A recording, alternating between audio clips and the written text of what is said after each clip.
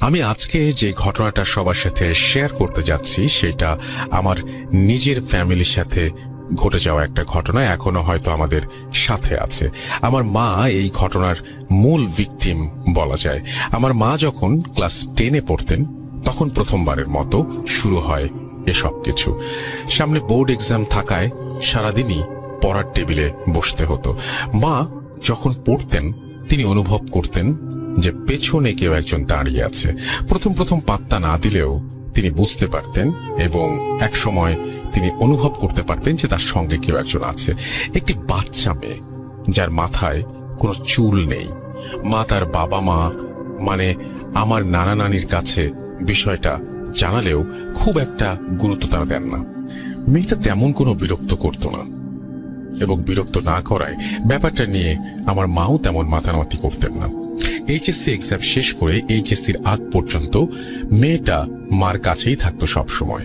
একটা জিনিস শুধু বদলে গেল, সময়ের সাথে সাথে মেয়েটার মাথার চুল বড় হয়ে যায়। প্রথম ধাক্কা খেল এইচএসসির কিছুদিন পর।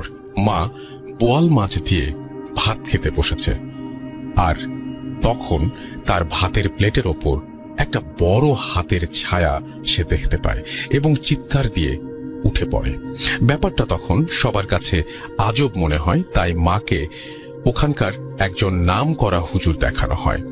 সে প্রফেশনালি একজন লয়ার, কিন্তু সবাই বলে তার কাছে নাকি অলওয়েজ জিন থাকে। সেই লোক সব কথা শুনে বলে আমার মায়ের সৌন্দর্য দেখে এক জিন তার পেছনে লেগেছে। সেই জিন আর কিছুদিন গেলে মাকে নিয়ে যেত এবং ওকে সরানো এত সহজ না, কারণ অনেকদিন ধরেই সে আমার মায়ের সাথেই আছে। নানিমার মুখে শুনেছি লোকটা নিজের হাত কেটে রক্ত দিয়ে একটা কাগজে কি যেন লিখে আমার মাকে সেটা চিবিয়ে খেতে বলে এবং তার সাথে অনেকগুলো তাবিজও দেয়। তার নির্দেশ ছিল মা যেন মৃত্যুর আগ পর্যন্ত এই তাবিজ শরীর থেকে না সরায়, রাতে একা না ঘুমায় এবং গরুর মাংস কোনোদিন না খায়, শুধু কোরবানির মাংস তাও ঈদের দিন অর্থাৎ ঈদের 3 দিন খেতে পারবেন। এর বাইরে গরুর মাংস তার জন্য হারাম। সেই হুজুরের কথায় আমার মা যখন বিয়ে হয় এই জিন আবার আসবে মায়ের হাজবেন্ডের ওপর এবং তারপর আসবে তার প্রথম সন্তানের ওপর। মা হুজুরের সব নির্দেশই পালন করতে থাকেন। But it doesn't feel good to say যে হুজুরের কথা অক্ষরে অক্ষরে মিলে যায় এবং সত্যি সত্যি বিয়ের পরে সেই জিন আমার বাবার কাছে এসে পড়ে। বাবা এসব বিশ্বাস করেন না বললেই চলে, তাই তার সাথে কি হয়েছে আমরা কেউ জানি না, কিন্তু সে সব সময় রাতে ঘুমানোর সময় দেখত তার পায়ের কাছে একটা বুড়া লোক বসে থাকে। তাদের বিয়ের কিছুদিন পরেই আমি জন্মাই এবং আবারও হুজুরের কথা মতো সেই জিন আমার ওপরে ভর করে প্রতি রাতে। নানিমা এবং আম্মুর মুখে শুনেছি আমি নাকি সারা রাত কান্না করতাম আর ফজরের আজান দেওয়ার সাথে সাথে চুপ হয়ে যেতাম। 9 মাস বয়স পর্যন্ত আমার সাথে জিনটা ছিল। তার মধ্যে একটা ঘটনা এটার প্রমাণ। আমার বয়স তখন 40 দিন। আমার নানা বাড়িতেই আমি ছিলাম এবং আমার দাদাবাড়ির মানুষজন দল বেঁধে আসে আমাকে দেখতে। বাসায় অনেক মানুষ থাকায় রান্নাবান্নার জিনিসপত্র এবং খাবার দাবার সবকিছু খাটের নিচে ঢেকে রাখা হয়। সেই রাতে আমার কান্নার কোনো সীমা থাকে না, দম আটকিয়ে কান্না করতে থাকি আমি। পরে নানিমা মাকে বলে ঘর পাল্টানোর কথা এবং এরপরে আমি শান্ত হই। পরের দিন দেখা গেল আমাকে নিয়ে যেই খাটের ওপরে আমার মা ছিলেন সেই খাটের নিচে রান্না করা গরুর মাংসের পাতিল ঢেকে রাখা হয়েছিল। তার জন্যই জিন আমার গায়ে ভর করতে পেরেছে। কিন্তু জিন আমার কাছে কখনোই ঠিক মতো আসতে পারেনি, শুধুমাত্র আমার নানিমার কারণে। সে অনেক নামাজি একজন মানুষ ছিলেন এবং অনেক হুজুর পড়া পানি দোয়া দুরুদ পড়ে আমাকে সে রক্ষা করতে থাকে। সমস্যাটা হয় আমার ছোট বোনকে নিয়ে। আমার ছোট বোন আমার চেয়ে 2.5 বছরের ছোট।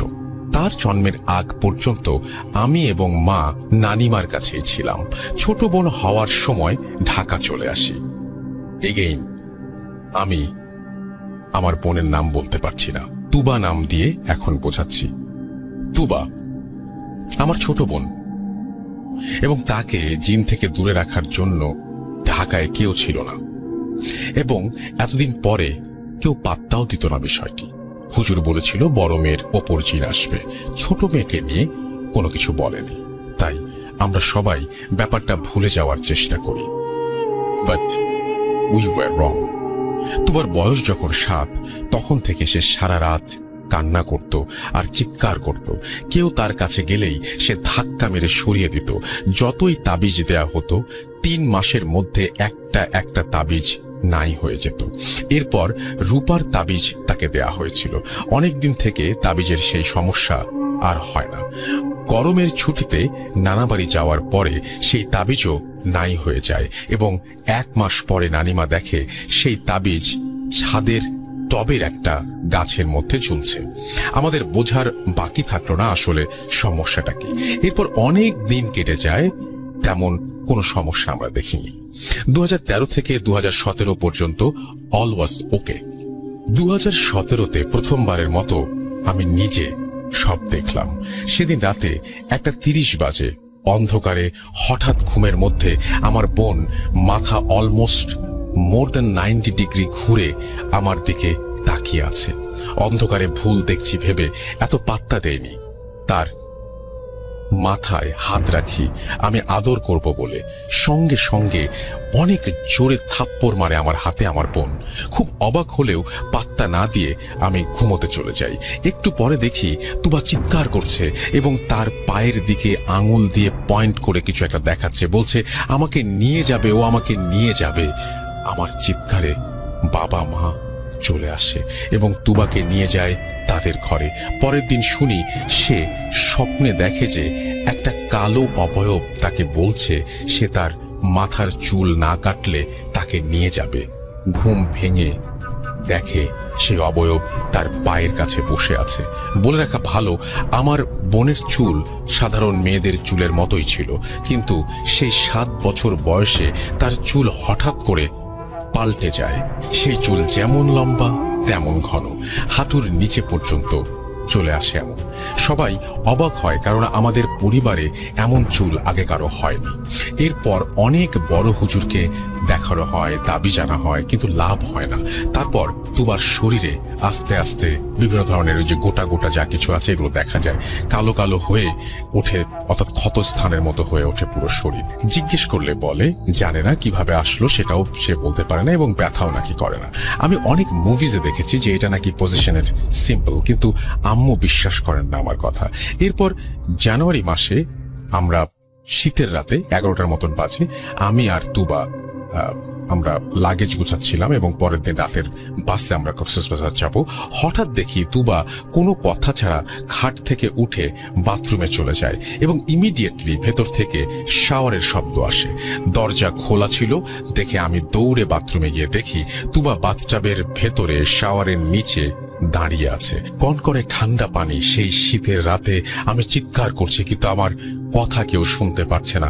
আমাদের আগের ফ্ল্যাটটা ছোট থাকায় একটু চিৎকার দিলেই বাবা মা শুনতে পেত বা চলে আসতো, কিন্তু পরে পাশের একটা ফ্ল্যাট কিনে জোড়া লাগানোর পর থেকে আমাদের কথা আর তারা শুনতে পেত না। আমি তুবার নাম ধরে চিৎকার করে ডাকতে থাকি। তুবা চিৎকার করে বলছে সেও আমাকে, আমি ওকে নিয়ে যাব, আমি ওকে নিয়ে যাব। আমার বোন অনেক শুকনা, নামমাত্র ওজন তার। সেই বোনকে আমি বাথটাব থেকে টেনে নামাতে পারছি না, পাথরের মতো ভারী তার শরীর। একসময় বাবা মা দৌড়ে আসে এবং আসার সাথে সাথে তুবা নর্মাল হয়ে যায়। তাকে জিজ্ঞেস করলে সে বলে তার কিছুই মনে নাই। কক্সবাজার ট্রিপ থেকে ফেরার সাথে সাথেই সব কাহিনী হুজুরকে জানালে সে আমাদের ঘরের কোনায় ঝুলানোর জন্য তাবিজ দেন। এরপর থেকে তুবার শরীরে ওই দাগগুলো আর দেখা যেত না এবং আল্লাহর রহমতে তার সাথে আর কিছু হয় না। সে সেদিন থেকে স্বপ্নে দেখে একটা নীল রঙের শাড়ি পরা মেয়ে প্রতি রাতে তার স্বপ্নে এসে তাকে আদর করে এবং প্রতি রাতেই তুবা এই স্বপ্নটি দেখে। যখন ও আমাকে মেয়েটার কথা বলে আমি ওকে শিখিয়ে দেই নেক্সট টাইম যেন ও মেয়েটাকে বলে আর না আসতে।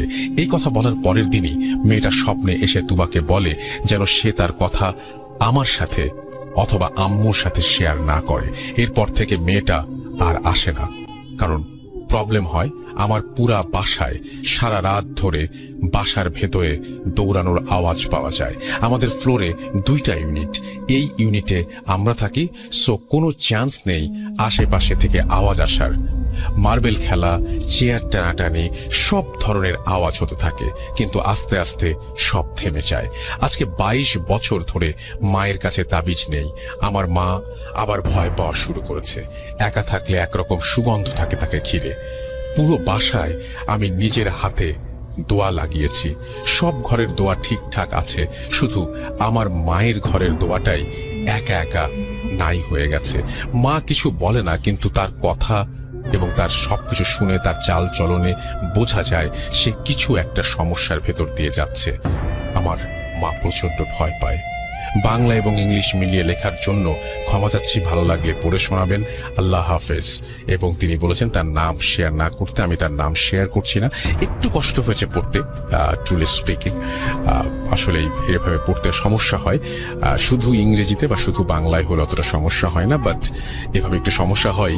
এনিওয়েজ, আমার যেটা মনে হয় যে যখনই আপনারা লিখবেন এবং এরকম ধরনের কোনো চ্যালেঞ্জ যদি আপনারা ফেস করেন, তাহলে আমাকে কিন্তু রেকর্ড করেও পাঠাতে পারেন। But the story was too good এবং আমার কাছে অনেক বেশি ভালো লেগেছে। আমি আশা করবো যে যারা শুনেছেন তাদের কাছেও অনেক বেশি ভালো লেগেছে।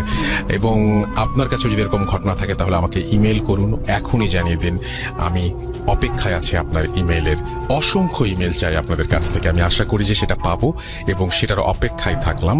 সেটাই আমার আপনাদের কাছে একমাত্র অনুরোধ। আমরা চলে যাব আমাদের পরবর্তী ঘটনায়। আমরা একটু আগে যে ঘটনাটি শুনলাম, আপনাদেরকে বলেছি আমি অনেকবার যে আমার এরকম একটা ঘটনা ছিল যে আমার মনে হতো যে দরজার বাইরে কেউ বসে আছে, কিন্তু আমাকেও এরকম একজন ভদ্রলোক বলেছিলেন যে যিনি বাইরে বসে আছেন তিনি ভেতরে আসবেন না, আপনার কোনো ক্ষতি হবে না। তো আমি একটু আগে যে ঘটনাটা শেয়ার করলাম সেই ঘটনাটা কিন্তু খুব অদ্ভুত টাইপের। একজন মানুষ একজন মেয়েকে দেখতে পায়, যার কথা বলছেন ওনার মা একটা মেয়েকে দেখতে পেতেন, এবং সেই মেয়েটির মাথায় কোনো চুল ছিল না এবং আস্তে আস্তে সেই মেয়েটির চুল আস্তে আস্তে বড় হতে শুরু করে। কি অদ্ভুত টাইপের একটা ঘটনা। আপনি খালি চিন্তা করে দেখেন যে আপনি রাতের বেলায় আপনার পাশে, আপনার পেছনে একজন মেয়ে দাঁড়িয়ে আছে যার মাথায় চুল নেই এবং আস্তে আস্তে তার চুল বড় হচ্ছে এবং সে আপনাকে মাথায় হাত বুলিয়ে দিচ্ছে, এবং আপনি জানতে পারলেন যে আপনাকে এই মেয়েটির কবল থেকে যদি আপনি রক্ষা পেতে চান তাহলে আজীবন তাবিজ পড়তে হবে। খুবই অদ্ভুত ব্যাপার কিন্তু। এবং এই মেয়েটি কিন্তু তাদের ফ্যামিলিকে ছাড়েনি কখনো, নানাভাবে নানান রকম ভাবে সে সেই ফ্যামিলির মাঝেই ছিল এবং থেকেওছে অনেক দিন পর্যন্ত। আপনারা সবাই সেটা জানেন এবং শুনলেনও। তো যাই হোক, আমরা কথা না বাড়িয়ে সরাসরি আমরা পরের ঘটনায় চলে যাব। এই ঘটনাটি অবশ্যই এরকম নয়, এটি আরেকটি ঘটনা, জিন সংক্রান্ত একটি ঘটনা, এবং যে ঘটনা মাদ্রাসা নিয়ে আমরা সবসময় শুনি। তারপরেও আমি জানি না যে কেউ যদি অবিশ্বাস করেন তাহলে কিছু করার নেই, কারণ মাদ্রাসার স্টুডেন্টদের কাছে যদি আপনি জিজ্ঞেস করেন প্রত্যেকের কাছেই দেখবেন যে একটা ঘটনা আছে, সেটা তার জানা হোক বা নিজের সাথে ঘটা হোক। কথা না বলে সরাসরি ঘটনায় চলে যাব। এই ঘটনাটি জিনকে নিয়ে। চলুন শুনে আসি আরো একটি ঘটনা। প্রথমটিও ছিল জিনের, দ্বিতীয়টি জিনের। দেখা যাক আজকে এপিসোডটি জিন এপিসোড হয়ে যায় কিনা। চলুন শুনে আসি একটা অডিও ক্লিপ, তারপরে মডারেটরদের নিয়ে ফিরে আসছি। আসসালামু আলাইকুম রাসেল ভাই, আশা করি ভালো আছেন, কারণ আপনি সবসময় ভালো তলে। আমি চট্টগ্রাম থেকে মোহাম্মদ জিশানুর রহমান বলছি। যদি ভালো লাগে অবশ্যই আপনারা প্লে করবেন। এবং আমি এখন যে ঘটনাটি আপনাদের সাথে শেয়ার করতে যাচ্ছি, এই ঘটনাটি হচ্ছে একটি সত্যি ঘটনা, এবং এই ঘটনাটি ঘটে আমার মামার বাড়ির এলাকাতে। তো আমি আর কথা না বাড়িয়ে আমি ঘটনায় চলে যাচ্ছি। তো একটু বলে রাখি ভাইয়া, ঘটনাটি আমি শুনি আমার এক বন্ধুর কাছে, যে মানে ওই যেখানে ঘটনাটি ঘটেছিল সে ওখানেরই ছাত্র ছিল। তো যাই হোক, আমি ঘটনাতে চলে যাচ্ছি। ঘটনাটি ঘটে আমাদের মামা বাড়ির এক মাদ্রাসাতে। ওই মাদ্রাসার একটি ওইটা হচ্ছে একটি ফাজেল মাদ্রাসা। ওই ফাজেল মাদ্রাসাতে হোস্টেল ছিল, মানে হোস্টেল ছাত্রাবাস ছিল। তো ছাত্রাবাসে ছাত্ররা থেকে লেখাপড়া করতে পারতো এবং আবাসিক সিস্টেম ছিল। তো ওই মাদ্রাসার দাখিল শ্রেণীর যিনি মুহাদ্দিস বা যিনি হাদিস পড়াতেন তার নাম ছিল মোহাম্মদ, আমি নামটি আসলে একটু স্কিপ করতে চাচ্ছি, নামটি আমি বলতে চাচ্ছি না প্রসঙ্গত কারণে। তো যাই হোক, দাখিল ক্লাসের মধ্যে যিনি হাদিস পড়াতেন তিনি প্রচন্ড একজন জ্ঞানী, একজন আলেম ছিলেন এবং তার অনেক স্টুডেন্ট ছিল, ছাত্র ছিল। তিনি অনেক বড় বড় আলেমকেই বাংলাদেশে তৈরি করে দিয়েছেন, যারা এখন বাংলাদেশের অনেক জায়গাতে ভালো ভালো বয়ান এবং ওয়াজ করে থাকেন। তো ওই ঘটনাটি শুরু হয় আসলে ওনাকে কেন্দ্র করেই। তো উনি শুধু দাখিল ক্লাস না, উনি যে কোনো নিচের ক্লাসের বা দাখিল ক্লাস হোক বা আলিম ক্লাস হোক, উনি যখন কোনো ক্লাস করাতেন, যেমন আমরা যখন টিচাররা যখন আমাদেরকে লেকচার দেয়, দেখা যায় যে টিচাররা আমাদের দিকে মুখ করে থাকে। সামনে যদি 100 বা 80-90 জন স্টুডেন্ট বসা থাকে, টিচাররা সবসময় স্টুডেন্টদের দিকে ফিরেই কিন্তু লেকচারটা দেন। তো ঠিক তিনিও এই কাজটি করতেন যে তার সামনে যদি 60 জন বা 70 জন স্টুডেন্ট বসা থাকতো, তিনি তাদেরকে হাদিস পড়াতেন, হাদিস বুঝাতেন। বুঝানোর পরে সবাইকে যখন বুঝানো হয়ে যেত, ক্লাস শেষ হওয়ার 5 থেকে 10 মিনিট পূর্বে তিনি পিছনের দিকে তাকিয়ে যেতেন। পিছনের দিকে তাকিয়ে তিনি দেখা যেত যে পিছনে কাউকে দেখা যাচ্ছে না, কেউ দেখতো না যে পিছনে কেউ আছে কিনা, কিন্তু উনি জিনিসটা দেখতেন কিনা সেটা আসলে উনি কখনো বলেননি। তো উনি পিছনের দিকে তাকিয়ে মানে একটা অদৃশ্য কাউকে হয়তো বা কিছু উনি বুঝাতেন যে তোমরা বুঝছো কিনা। উনি হাত লাড়তেন এবং উনি ওনার নানা রকম বডি ল্যাঙ্গুয়েজ দিয়ে পিছনে ফিরে উনি তাকিয়ে প্রায় 5 থেকে 10 মিনিট উনি লেকচার দিয়ে তারপরে উনি ক্লাস থেকে বের হতেন। তো ঘটনাটা আসলে আপনারা হয়তো বা ক্লিয়ার হন নাই, আমি একটু ক্লিয়ার করে বলতে চাচ্ছি যে এরকম যে টিচার যখন ক্লাসের মধ্যে কথা বলে, স্টুডেন্টরা সবসময় টিচার থাকে সবসময় স্টুডেন্টদের দিকে ফিরে কথা বলে, এবং পরে যখন একটা অঙ্ক বা একটা ইংলিশ যখন তিনি লিখতে যাবেন, তখন কিন্তু তিনি বোর্ড দিয়ে বা মার্কার পেন দিয়ে তিনি হোয়াইট বোর্ড বা ব্ল্যাক বোর্ডে লিখেন। কিন্তু এই হুজুরের ক্ষেত্রে ঘটনাটি ঘটেছিল সম্পূর্ণ একটু ব্যতিক্রমী। তিনি যখন লেকচারটা দিতেন, তিনি তার লেকচার দেওয়ার শেষে করার আগে সকল স্টুডেন্টকে বুঝিয়ে উনি পিছনের দিকে তাকিয়ে যেতেন। পিছনের দিকে তাকিয়ে উনি কাউকে যেন বা অন্য কাউকে বা দেখা যাচ্ছে না বা সুপার ন্যাচারাল ব্যাপার ছিল, সেটা আসলে হুজুর কখনো বলেননি। তো উনি ওদেরকে বুঝাতেন। তো এই ঘটনাটি প্রায় ঘটতে থাকে বলতে আলিম ক্লাসে উনি একই কাজ করতেন, দাখিল ক্লাসে একই কাজ করতেন, ইভেন উনি 9-8 ক্লাসেও বা অন্যান্য ক্লাসে যে হাদিস পড়াতেন বা অন্যান্য ক্লাস নিতেন, উনি একই কাজটি করতেন। তো এরকম ঘটনাটি আসলে ঘটতে থাকে এবং এক পর্যায়ে ছাত্রছাত্রীরা মনে করতে থাকে যে হুজুরের মাথায় মনে হয় কোনো সমস্যা আছে, না হলে হুজুর এরকম আচরণ কেন করবে। তো তারা এক পর্যায়ে তারা দেখা যায় এর মধ্যে একটা থাকে না যে ক্লাসের মধ্যে কিছু দুষ্ট ছেলে থাকে যারা টিচারদের নানা রকম নাম দেয়, নানা রকম আজে বাজে নাম দিয়ে তারা ডাকে রাস্তাঘাটে, একটু টিচারদেরকে একটু ইনসাল্ট করার চেষ্টা করে। তো এরকম ওই দাখিল ক্লাসের মধ্যে দুই একটা ছেলে ছিল যারা হুজুরকে রাস্তা দেখলে হুজুরকে পাগল বা মেন্টাল বলে এরকম বলে দৌড় দিত। তো এই জিনিসটা হুজুর খুব মনে কষ্ট পেতেন। তো হুজুর কখনো কাউকে কিছু বলেননি বা কাউকে কখনো শাস্তি দেননি। তো উনি ওনার মতো করে পাঠদান দিয়ে যাচ্ছিলেন এটা। তো এইভাবে ঘটনাটি অনেকদিন যায়। অনেকদিন যেতে হুজুর কিন্তু একই কাজ বারবার করছেন। তো স্টুডেন্টরাও একটু অস্বস্তির মধ্যে পড়ে যাচ্ছে যে হুজুর পিছনের দিকে তাকিয়ে কাদের সাথে কথা বলেন বা কাদেরকে লেকচার দিচ্ছেন। তো এই ব্যাপারগুলো আসলে দেখা যায় কিছু বাচ্চারা মানতে পারে না, কিছু ছাত্ররা মানতে পারে না। তো কিছু ছাত্ররা হোস্টেল যিনি সুপারিনটেন্ডেন্ট থাকেন ওনার কাছে গিয়ে ওরা কিছু একটা নালিশ নিয়ে যায় যে এরকম আমাদের মুহাদ্দিস হুজুর এরকম ক্লাসের মধ্যে এরকম অস্বাভাবিক আচরণ করছেন। তো এখানে বলে রাখা ভালো যে ওখানে মাদ্রাসা যিনি সুপারিনটেন্ডেন্ট ছিলেন বা যিনি প্রিন্সিপাল ছিলেন, উনি কিন্তু ওই হুজুরের খুব ভালো একজন বন্ধু ছিলেন। উনি একই সাথে লেখাপড়া করে দুজন আলেম হয়ে কিন্তু বের হয়েছেন। কাজেই ওই হুজুরের ব্যাপারে কিন্তু এই সুপারিনটেন্ডেন্ট হুজুর সবই জানতেন এবং উনি কাদের সাথে পিছনে থাকিয়ে কথা বলেন তিনি তাও কিন্তু জানতেন। তো ওই বাচ্চাদেরকে হুজুর বুঝিয়ে বলেন যে না, তোমাদের ওস্তাদ আমি জানি উনি ঠিকই আছে, তোমরা শুধু ওনা থেকে পড়াটা আদায় করে নাও, তোমরা ওনাকে কোনো রকমের আজে বাজে নামে ডেকো না বা তোমরা ওনাকে কোনো ডিস্টার্ব করো না, তোমরা জাস্ট ওনা থেকে পড়াটাকে বুঝে নিবা, এর বাইরে উনি যা করে করুক তোমাদের সেটা দেখার বিষয় না। তো এক প্রকারে আর কি কথাটাকে উনি স্কিপ করে যান। তো এইভাবে অনেকদিন চলতে থাকে এবং হুজুর এভাবে প্রতিদিনই ক্লাস নিতেন। প্রতিদিন ক্লাস নিয়ে উনি চলে যেতেন। চলে যাওয়ার আগে উনি প্রায় 5 থেকে 10 মিনিট উনি পিছনে তাকিয়ে লেকচার দিতেন, তারপরে ক্লাস থেকে বের হয়ে যেতেন। তো এভাবে ক্রমান্বয়ে চলতে চলতে দেখা গেল যে রমজান মাস চলে আসে। রমজান মাসে দেখা যায় অনেকগুলো মাদ্রাসা, দেখা যায় 15 রমজানের পরে ছুটি হয়, কোনো কোনো মাদ্রাসা দেখা যায় 20 রমজানে ছুটি হয়, আবার কোনো কোনো জায়গায় দেখা যায় পহেলা রমজান থেকে ছুটি হয়ে যায়। তো এই ঘটনাটি যে মাদ্রাসায় আসলে ঘটেছিল, সেই মাদ্রাসাটা 15 রমজানের পর থেকে ছুটি দেওয়া হয়, ঈদের ছুটি। তো কিছু কিছু বাচ্চারা বাড়ি চলে যায়।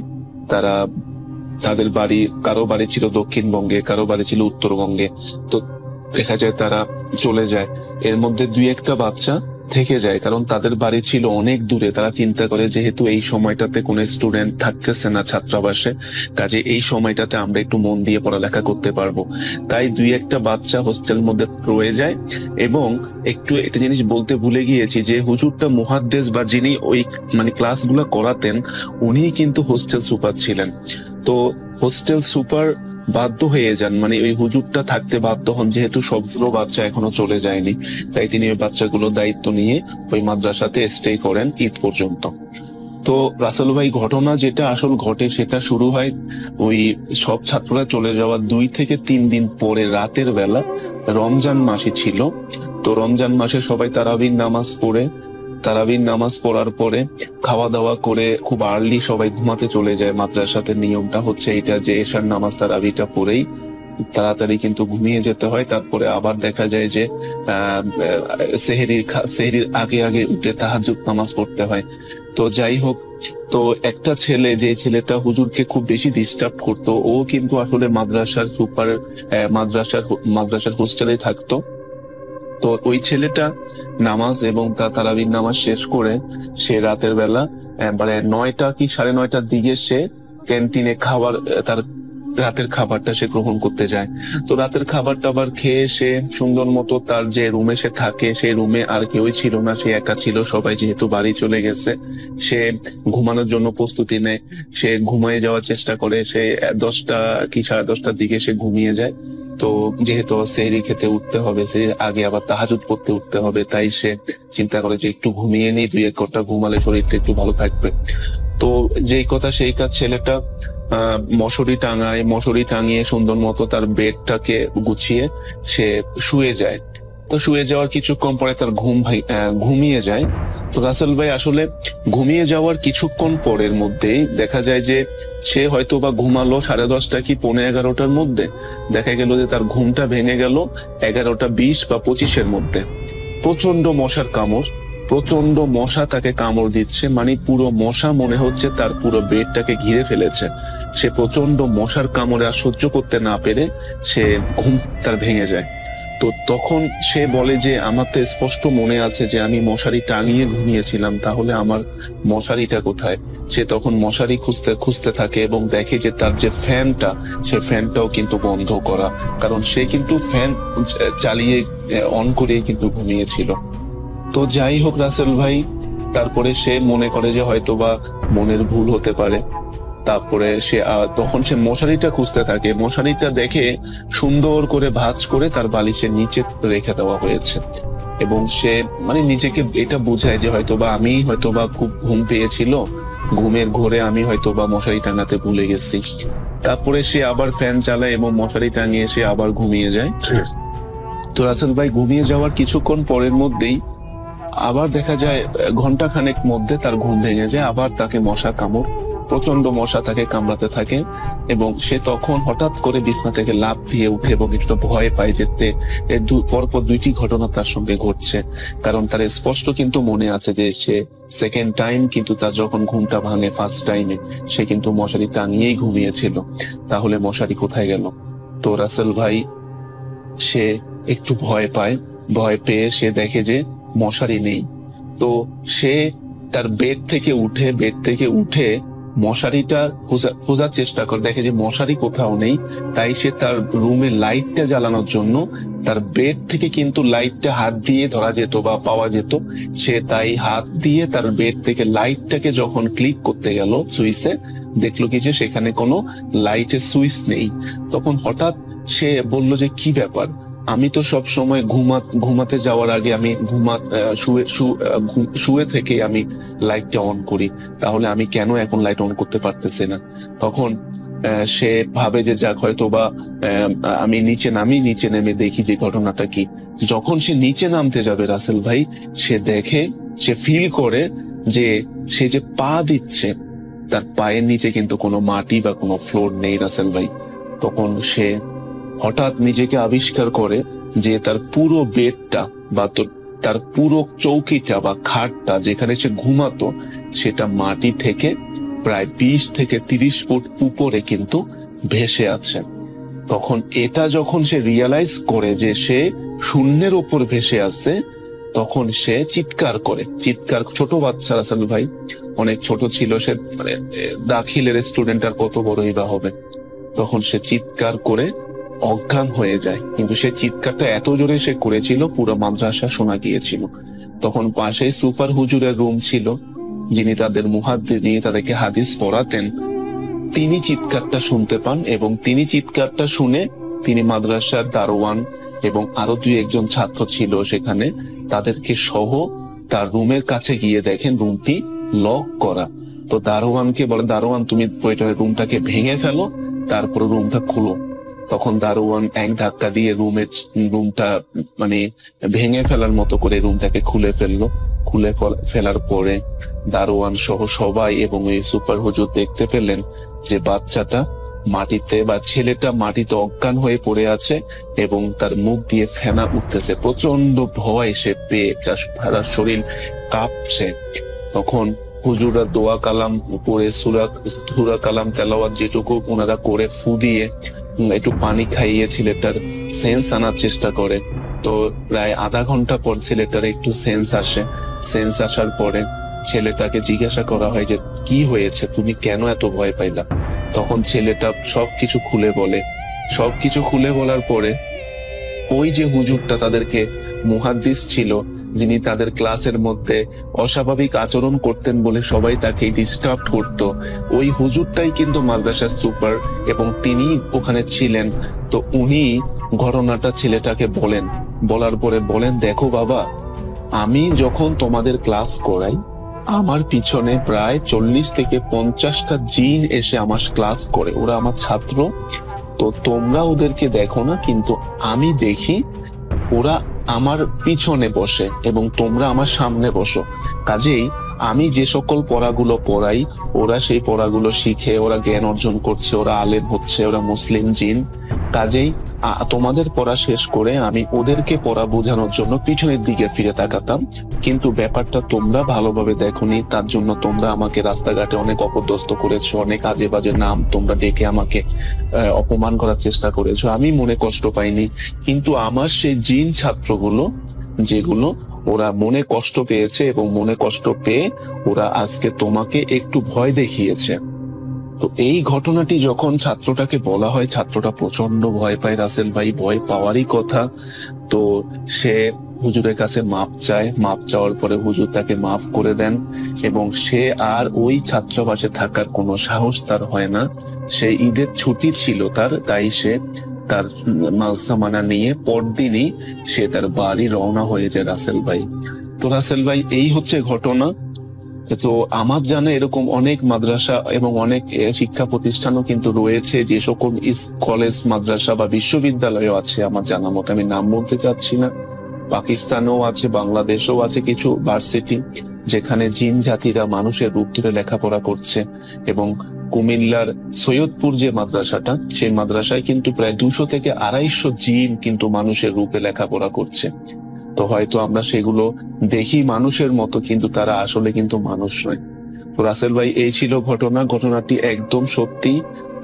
অবশ্যই আপনার যদি ভালো লাগে আশা করি প্লে করবেন এবং দোয়া করবেন।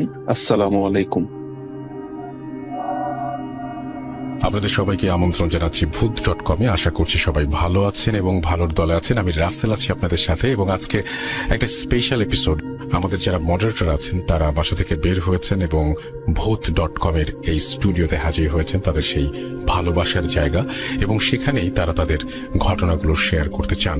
আমার সাথে এই মুহূর্তে বসে আছেন যারা আপনার সাথে রেগুলার কথা বলেন, 3 জন আছেন। তাদের কাছ থেকে আমরা একে একে শুনবো এবং একজন এসেছেন তার মধ্যে আরিফ যশোর থেকে। তো আমরা সবার সাথেই কথা বলবো। আমার মনে হয় যে আজকের সময়টা আপনাদের ভালো কাটবে। যদি আপনাদের কোনো প্রশ্ন থাকে তাহলে আপনারা জানাতে পারেন ফেসবুকে, যদি আপনাদের কোনো ঘটনা থাকে তাহলে আমাদের ইমেইল করতে পারেন। আমাদের ইমেল অ্যাড্রেস হচ্ছে russell.bhuth.com@gmail.com, which is russell.bhuth.com@gmail.com। আমরা চলে যাব আমাদের পরের ঘটনায়। তো এখন আমাদের যে গেস্ট রয়েছেন তার নামটা আমরা একটু জানবো। আপনার নামটা প্লিজ একটু বলবেন। আসসালামু আলাইকুম লিসেনার, আমি আরিফুল ইসলাম, ভূত.com এর যশোর জেলার মডারেটর। আপনি যশোর জেলার মডারেটর এবং আপনি যশোর থেকে অনেক কষ্ট করে এসেছেন এবং আপনি অনেক রিস্ক নিয়ে এসেছেন বলবো, এবং আপনি চমৎকারভাবে একটা ঘটনা বলছিলেন বাইরে, যে ঘটনাটা আমরা শুনছিলাম। এই ঘটনাটি যদি একটু বলতেন আমাদেরকে। তো লিসেনার, ইতিমধ্যে হয়তো ভূত.com এ আমার পাঠানো সেই শ্মশানের ভিডিওটি অনেকেই দেখে থাকবেন। আমি আজকে যে ঘটনাটি শেয়ার করব আপনাদের সাথে, ঘটনাটি ঠিক ওই শ্মশানকে কেন্দ্র করে ঘটা। তো আপনাদের ইতিমধ্যে আমি সেই শ্মশানের ভয়াবহতা সম্পর্কে অনেকটাই পরিচিত করেছিলাম সেই ভিডিওতে। তো চলুন শুরু করা যাক সেই ঘটনাটি যার সাথে ঘটে তার নাম হচ্ছে দিলীপ। আসলে তার রিয়েল নাম সে আসলে বলতে চায় না, তো তার ধরে নেওয়া যে একটা ছদ্মনাম দিলীপ। তো দিলীপ উনি হচ্ছে পেশায় একজন জেলে, উনি সনাতন ধর্মেরই একজন মানুষ। তো পরবর্তীতে আমি ওনার সাথে কথা বলি এবং কথা বলে ওনার থেকে আমি ঘটনাটি কালেক্ট করি। তো উনি যেভাবে আমাকে ঘটনাটি বলেছে আমি আপনাদেরকে ঠিক সেভাবেই বলার চেষ্টা করব ইনশাআল্লাহ। তো চলে যাই ঘটনায়।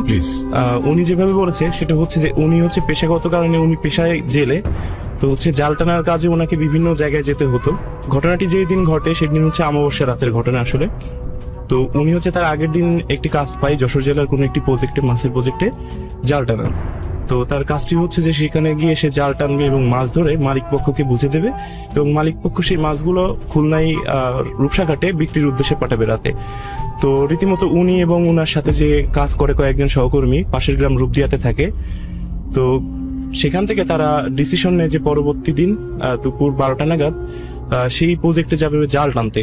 তো ঘটনাটি হচ্ছে যে তারা যে টাইমে যাবে তাদের গ্রামের ওখান থেকে যে স্পটটি আসলে যেখানে সে কাজ করতে যাবে তার মোটামুটি ডিস্টেন্স হচ্ছে সাইকেল যোগে যেতে হয় 2 থেকে 3 ঘন্টা লাগে। 2 থেকে 3 ঘন্টা লাগে। আর সেই সময় আপনারা অনেকেই জানেন যে আজ থেকে প্রায় 10 বছর আগের ঘটনা এটি। তো আপনারা মোটামুটি হয়তো অনেকেই জানেন যে সেই সময় সাইকেলে ছিল একমাত্র নির্ভরযোগ্য যাতায়াতের মাধ্যম। তো সাইকেল নিয়ে তারা হচ্ছে ডিসিশন নেয় যে পরের দিন তারা সেই প্রজেক্টে জাল টানতে যাবে সাইকেল নিয়ে। তো যেই ভাবা সেই কাজ, তারা হচ্ছে তার সহকর্মীকে নিয়ে পরের দিন সেখানে তারা সেই স্থানের উদ্দেশ্যে রওনা দেয় আসলে কাজ করতে। তো তার সাথে সহকর্মীদের সাথে একটা আলোচনা করে যে তারা দুপুরের খাবারটা সেই স্থানে পৌঁছে খেয়ে নিবে এবং তাদের খাওয়া দাওয়া শেষে তারা হচ্ছে জাল টানার কাজটি করবে। তো যেতে যেতে তাদের মোটামুটি দুপুর গড়িয়ে যায়। তারা ওখানে গিয়ে খাওয়া দাওয়া করার পরে আপনার হচ্ছে মাছ ধরার যে কাজটি শুরু করে দেয়। তো কাজ শুরু করার পরে সব কাজ শেষ করতে করতে প্রায় হচ্ছে সন্ধ্যা হয়ে যায়। আর আমি যে ঘটনাটি আপনাদের সাথে শেয়ার করতেছি সেটা হচ্ছে যশোর জেলার সারাপল ইউনিয়নের কালাবাগায় অবস্থিত। তো আপনারা যারা যশোর জেলার লিসেনার আছেন তারা হয়তো অনেকে জানেন যে কালাবাগা নামক যে স্থানটি, এখানে আগে দিনের বেলাতে প্রচুর পরিমাণ ডাকাতি ছিনতাইয়ের মতো ঘটনা হতো, আর সেখানে রাত। তো যেহেতু তাদের হচ্ছে কাজ শেষ করতে করতে সন্ধ্যা হয়ে যায়, তো তারা একটু চিন্তায় পড়ে যায়, যেহেতু তারা যে রাস্তা দিয়ে আসবে সেটা হচ্ছে দিনের আলোতে, সেখানে হচ্ছে বিভিন্ন ছিনতাই বা ডাকাতি এই ধরনের ঘটনা ঘটতো। তো তাদের কাছে জাল এবং কিছু জিনিসপত্র থাকে, সেগুলো নিয়ে তারা চিন্তিত। তো তারা দেরি না করেই সে এবং তার সহকর্মীরা তাদের বাসার উদ্দেশ্যে রওনা দেয় সন্ধ্যাবেলায়। তো দিতে দিতে মোটামুটি কিছুটা রাত হয়। তো তারা যেখান থেকে আসবে, আগে বলে রাখা ভালো সেটা হচ্ছে তার সাথে যে সহকর্মীগুলো আছে তাদের বাসা হচ্ছে পাশের গ্রাম রূপদিয়াতে, আর তার বাসাটি হচ্ছে ঘুটো গ্রামে। তো দুইজন তাদের হচ্ছে সহকর্মীরা যাবে হচ্ছে ডান দিকের রাস্তায় এবং তার বাকিটা গ্রামের রাস্তা তাকে একাই যেতে হবে সেই শ্মশানের সামনে দিয়ে। তো যেভাবে সেই কাজ তারা হচ্ছে বাসার উদ্দেশ্যে রওনা দেয়। রওনা দেওয়ার পরে তারা যখন আস্তে আস্তে তাদের যে নির্ধারিত স্থান সেই রাস্তার মোড়ে চলে আসে, সেখান থেকে তাদেরকে আলাদা যেতে হবে। তাদের সহকর্মীরা হচ্ছে ডান দিকের রাস্তায় যাবে এবং যে দিলীপ উনি যাবে হচ্ছে বাম দিকের রাস্তায়। তো তার সহকর্মীদের টাকা পয়সা বুঝিয়ে দিতে দিতে মোটামুটি রাত আনুমানিক 10টা হয়ে যায়। তো তখনকার সময় 10টা মানে গ্রাম সাইডে অনেক ব্যাপার, অনেক রাত। তো তার কাছে সাইকেল এবং একটা ছোট টর্চ লাইট ছিল, যেটার আলো মোটামুটি হচ্ছে চার্জ শেষ হয়ে যায় আস্তে আস্তে। তো সে আসলে ওখান থেকে তার সহকর্মীদেরকে বিদায় দিয়ে তাদের হচ্ছে গ্রামের রাস্তায় ঢোকে। গ্রামের রাস্তা দিয়ে যখন আসতেছে তখন আমাবস্যা রাত, মোটামুটি আকাশে চাঁদ ছিল, তার আসার রাস্তাটা মোটামুটি স্পষ্টই দেখা যাচ্ছিল, যার কারণে সে বাড়ির উদ্দেশ্যে রওনা দেয়। তো সে আস্তে আস্তে ভাবলো যে তার পকেটে থাকা একটা সিগারেট জ্বালাবে। যখন সে সিগারেটটা জ্বালাতে যায়, গিয়ে দেখে যে তার পকেটে লাইটারটা নেই। সে ভাবতেছে যে তার সহকর্মীদের হয়তো লাইটারটা দিয়ে আসছে। তো যখন সে সাইকেল চালায় আস্তে আস্তে যে ঘটনাটি আপনাদের বলতেছি, যে শ্মশানের কথা, মন্টের শ্মশান। তো মন্টের শ্মশানের সামনেই প্রবেশ মুখে একটি বড় বট গাছ আছে, যেটি লোকমুখে শোনা যায় যুদ্ধেরও আগের গাছ নাকি এটি। তো তখন সে দূর থেকে দেখতে পাচ্ছে, যখন রাস্তার বাঁকটি নিল, যে একজন বৃদ্ধ লোক, তার হাতে একটি আলোর মতো, সে ওই বট গাছের নিচে দিয়ে হেঁটে যাচ্ছে গ্রামের দিকে।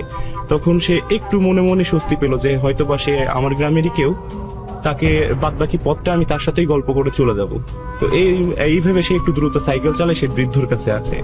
এসে সেই বৃদ্ধর কাছে এসে দেখে যে বৃদ্ধকে এসে দেখছে এতক্ষণ ধরে, সেই বৃদ্ধটি আসলে তার পরিচিত না, তার আগে কখনো এই গ্রামে দেখেনি সে বৃদ্ধকে।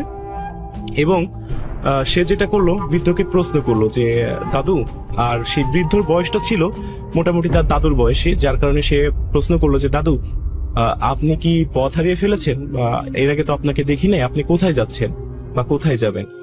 যখন এই কথাটি বলার পরে সেই বৃদ্ধটি তার মুখের দিকে তাকিয়ে থাকলো কিছুক্ষণ ধরে, এবং দ্বিতীয়বার যখন আবার তাকে জিজ্ঞেস করলো, সেম প্রশ্নটি করলো, করার পরই সে বৃদ্ধর অপর পাশ থেকে সেই বৃদ্ধ তার ভাঙা কণ্ঠে জবাব দিল, আমাকে একটু শ্মশানের দিকে এগিয়ে দিবি, আমার ছেলে মারা গেছে, তাকে এই শ্মশানে দাহ করব। আমার ছেলেকে নিয়ে ওরা আগে চলে গেছে, আমি বৃদ্ধ মানুষ, বয়স হয়েছে, যার কারণে যেতে পারছি না, তুই আমাকে এই চিকন রাস্তা ধরে একটু এগিয়ে দিবি। তখন দিলীপ ভাবলো যে মোটামুটি হচ্ছে যে মানুষের সরলতার সুযোগ নিয়ে চিন্তাই করে, অনেকে শুনেছে, সে অনেকের কাছে অনেক রকম ঘটনা শুনেছে, তাকেও কি চিন্তাই করতে যাবে, এরকম একটা মোটামুটি। তখন সে আর প্যারানর্মাল কোনো কিছুই ভাবে নাই, সে আসলে এটাই ভাবতেছে যে হচ্ছে হয়তো বা তাকে চিন্তাই করা হবে। এদিকে রাত এত, তাকে বাসায় যেতে হবে, রাত হয়েছে। তো আবার এদিকে বৃদ্ধর দিকে তাকায়, তার একটু মায়া হলো যে আসলে এত রাতে একটা বৃদ্ধ মানুষ কিভাবে যাবে। তখন সে বৃদ্ধকে বললো যে আচ্ছা চলুন, আপনাকে এগিয়ে দিই।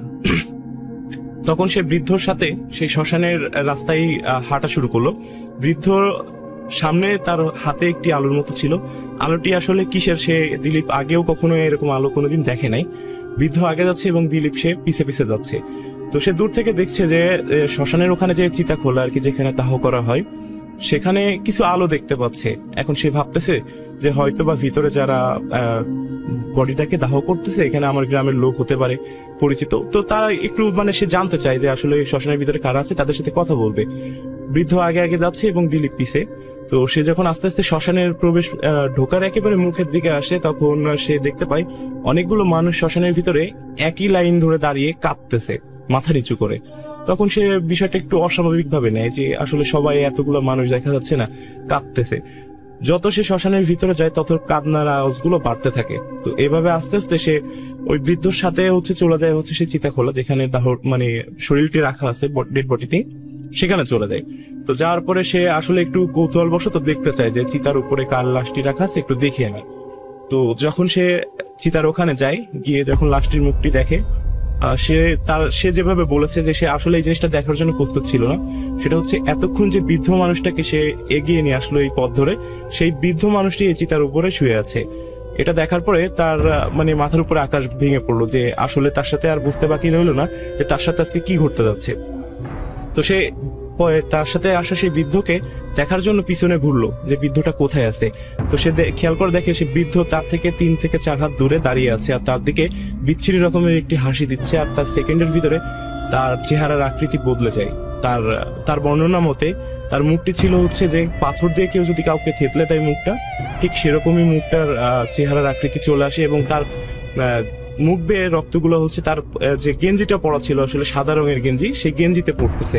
তো এটা দেখে আসলে সে তার ভগবানের কাছে সে প্রার্থনা করতেছে যে সে সেন্সলেস হচ্ছে না কেন, তার একটাই চাওয়া যে কেন সে সেন্সলেস হচ্ছে না। তো এটা দেখে আমার মনে হয় না যে সে ওখানে আর দাঁড়িয়ে থাকতে পারবে। তখন সে ভগবানের নাম নিয়েই দৌড়াতে যাবে, এমন সময় সে অনুভব করে তার কেউ একজন তার হাত টেনে ধরেছে। যখনই সে আসলে যত রকম মন্ত্র জানে ভগবানকে স্মরণ করতে থাকে, তো তারপর পরে তার হাতটা ছেড়ে দেয়, সে কোনো রকম মানে প্রাণপণে দৌড়ে শ্মশানের সামনে ওই বট গাছটির নিচে চলে আসে। আসার পরে খেয়াল করে তারই গ্রামেরই পরিচিত 3 জন মানুষ ওখানে একটা আলো নিয়ে, মানে হেরিকেন টাইপের একটি আলো নিয়ে দাঁড়িয়ে আছে। তখন সে একটু নিজের ভিতরে একটু স্বস্তি পায় যে আমার পরিচিত মানুষ, তাদেরকে সব ঘটনা খুলে বলবো। তখনই তাদের কাছে যায়, গিয়ে সে যখন ঘটনাটি তাদের কোনো কথা বলার সুযোগ দেওয়ার আগে সে ঘটনাটি তাদের সাথে বলা শুরু করে যে আমি এমন একটি মানুষকে এগিয়ে দিয়ে আসছি, তার চেহারার আকৃতি এমন, আমি এরকম এরকম দেখেছি। যখনই সে তার বলাটা শেষ করে, তাদের ভিতর থেকে একজন সেই হেরিকেনের আলোটি তার মুখের দিকে ধরে দিলীপকে বলতে থাকে, দিলীপ দেখ তো হচ্ছে তাদের চেহারা আমাদের মতো কিনা। সে সাথে সাথে তাদের দিকে তাকিয়ে মানে আরো একটি ভয় পায় যে সেম যে বৃদ্ধটাকে এতক্ষণ দেখছিল, যে ভয়টি সে পেল, তাদের 3 জনের একই রকমই সে চেহারা। তো এটা দেখে সে দৌড়াতে যায়, তাদের ভিতর থেকে একজন তাকে ধরে সে শ্মশানের দিকে টেনে হেঁচড়ে নিয়ে যেতে চায়। তো তখন সে ভগবানকে ডাকে বিভিন্ন ভাবে এবং বিভিন্ন মন্ত্র পড়তে থাকে। এক পর্যায়ে তাকে যখন ছেড়ে দেয়, তারপর সে যখন কিছু দূর দৌড়ে যায়, যাওয়ার পরে সে সেন্সলেস হয়ে যায়। পরবর্তী সময় যখন তার সেন্স ফিরে আসলে, সে দেখে তার বাসায় শুয়ে আছে এবং সে পরবর্তী জানতে চায় যে আসলে তার সাথে কি হয়েছিল।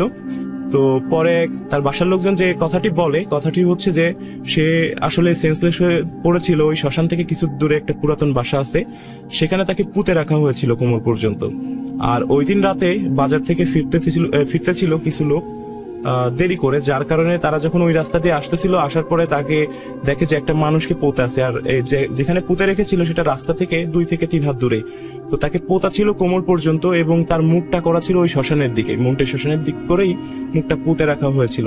তারপরে সে দীর্ঘদিন যাবৎ প্যারালাইজ ছিল, এখনো পর্যন্ত সে আসলে স্বাভাবিকভাবে হাঁটতে পারে না, লাঠি ভর করে হাঁটে। তার সাথে কথা বলা হয়েছিল এবং সে বিভিন্ন রকম ডাক্তার, কবিরাজ এবং তান্ত্রিক দেখানোর পরেও কোনো রকম কোনো লাভ হয়নি, তার বেশি একটা শারীরিকভাবে উন্নতি হতে পারেনি। তো এই ছিল রাসেল ভাই আমার ঘটনা। ওকে, আমি একটা জিনিস জানতে চাই আপনার কাছে, সেটা হচ্ছে যে এই ঘটনাটা কোথায় ঘটেছিল, যদি আরেকবার সবাইকে বলতেন। আচ্ছা, এই ঘটনাটি ঘটেছে হচ্ছে যশোর জেলার সারাপল ইউনিয়নের কালাবাগাই যে শ্মশানটি আছে, মন্টের শ্মশান, ওই জায়গাটায় ঘটেছে ঘটনাটি। ওকে, আর এটা তো সত্যি একটা ঘটনা, রাইট? জি জি জি। আমি পরবর্তীতে লিসেনার আপনারা যারা শুনছেন, আপনারা হয়তো ইতিমধ্যে দেখেছেন যে ভূত.com এর পেজে আমার ভিডিও ক্লিপটি। তো পরবর্তীতে আমি হচ্ছে ঘুটগ্রামে তার সাথে আমি কন্ট্যাক্ট করে তার থেকে এই ঘটনাটি কালেক্ট করা। আপনারা ওই গ্রামে যারা আছেন বা আপনারা চাইলে খোঁজ নিতে পারেন আশেপাশে, যে ওখানে ওই গ্রামে এই ঘটনাটি আসলে প্রচলিত আছে, আর এই ঘটনাটি অ্যাভেলেবেল, সবাই জানে আর কি মোটামুটি। অনেক ধন্যবাদ আপনাকে, স্পেশালি আপনি যে এত কষ্ট করে যশোর থেকে এসেছেন এবং আবারও ফিরে যাবেন। আমি চাই যে আপনি সুস্থভাবে ফিরে যান এবং আপনাকে অনেক অনেক অনেক অনেক ধন্যবাদ স্টুডিওতে এসে এই ঘটনাটি শেয়ার করার জন্য। ভালো থাকবেন। আরো একবার আপনাদের সবাইকে স্বাগত জানাচ্ছি। আমি রাসেল, আশা করছি আপনারা ভালো আছেন এবং ভালোর দলে আছেন। আমার সাথে এই মুহূর্তে উপস্থিত আছেন আমাদের আরো একজন মডারেটর এবং আমরা তার সাথে প্রথমে পরিচিত হব। আপনার নামটা একটু প্লিজ বলবেন।